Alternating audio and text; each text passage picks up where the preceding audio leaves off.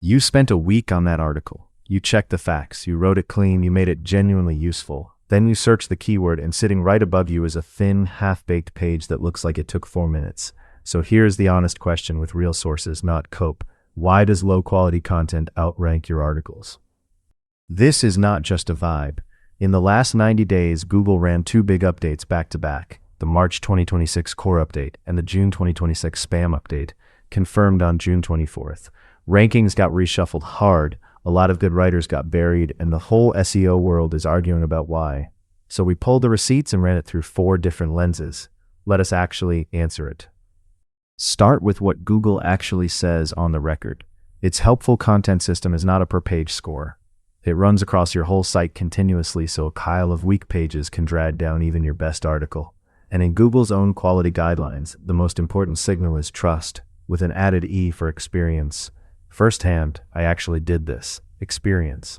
A rough forum post from someone who did the thing can beat a polished article from someone who never touched it. Here are the receipts, on screen. 1. Google's spam policies now formally target site reputation abuse, a parasite SEO trick where a trusted domain rents out its authority to third-party junk. 2. Google literally tells you to self-assess whether your content even belongs on your site. 3. The search status dashboard shows update after update, each one resorting who wins. This is the machinery that decides your ranking, and none of it is about how pretty your prose is. And the March core update put numbers on it. Independent analyses found thin, templated, and affiliate pages fell 30 to 50%. Pure AI content farms with no human editing fell 60 to 80%. Meanwhile, sites with proprietary data and real first-hand experience rose 15 to 25%. Read that again. On aggregate, the low-quality pages were the losers, not the winners. And it was violent. Nearly 80% of the pages sitting in the top 3 positions changed, and the volatility trackers hit 9.5 out of 10, one of the highest readings in years. Affiliate sites as a whole took 71% negative impact. So if your rankings swung wildly this spring, you are not imagining it. The ground genuinely moved. So why does it still feel unfair? Because 4 camps see it completely differently. The platform, what Google says, creators, what practitioners feel, data, what the studies measure, and skeptics, the uncomfortable read. Watch where they disagree, because that gap is the whole answer. Creators feel this every day. In the SEO subreddit, someone asks why Claude Artifacts pages are suddenly outranking real blog posts. The reactions are half frustration, half gallows humor. Quote, "Coming to a Google spam update feature soon." That is the creator lens in one line. It looks like Google keeps rewarding thinner and thinner stuff. And when Google published its guide on getting cited by AI, the top comment on the WebDev subreddit, 166 upvotes, was pure cynicism. Quote, "Of course, they want people writing original content, more to scrape. The trust between creators and the platform is thin right now. Hold on to that feeling, because the data is about to complicate it." One more from the SEO subreddit, and this one points inward. A user asks whether over-optimized anchor text from a previous SEO can still be suppressing their rankings today. The top reply, quote, "I have been seeing a lot of this with the 2025 updates." Translation: sometimes the thing holding your good page down is not a rival at all. It is your own site's old baggage. Now, the spin versus reality beat, and this is my opinion, labeled as opinion. When we ran this through all 4 lenses, the honest verdict is mixed. Most of the time, your article is not losing because Google loves garbage. It is losing to one of 3 things you can actually measure. The other page has more referring domains, it covers the topic deeper across the whole site, or it simply matches the search intent better than yours does. Google's John Mueller even says creators consistently overestimate their own content. Genuine unfairness is real, but it is the minority case. So here is the playbook that actually moves rankings, the same one we run together inside the SearchGap community, where the whole point is getting a member's first domain ranked in 24 to 48 hours. It is a paid, guided fast track, done with you step by step. Watch the site scroll by, then let us get into the 5 moves. Move 1. Match the intent before you write a single word. Google compares your page against everything already ranking, and if those pages are listicles and yours is a long essay, you lose on format alone. So open the top 10 results.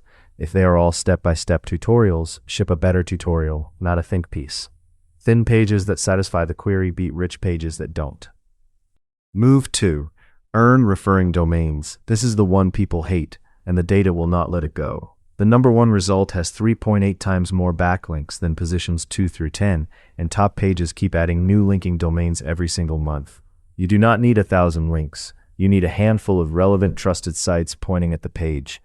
One good digital PR hit can outrank a competitor who simply outwrote you. And be precise about what actually counts. It is referring domains, distinct websites, not raw link count. 50 links from one blog is basically one vote. 5 links from 5 trusted relevant sites is 5 votes. The studies show number one pages keep adding new referring domains, around 5 to 15% every single month. Slow, steady, relevant links beat a one-time link blast every time. Move 3. Build topical authority, not one hero post. The 2026 data is blunt. A smaller site with deep coverage, a pillar plus 8 to 10 supporting articles, consistently outranks a bigger site with one brilliant standalone page.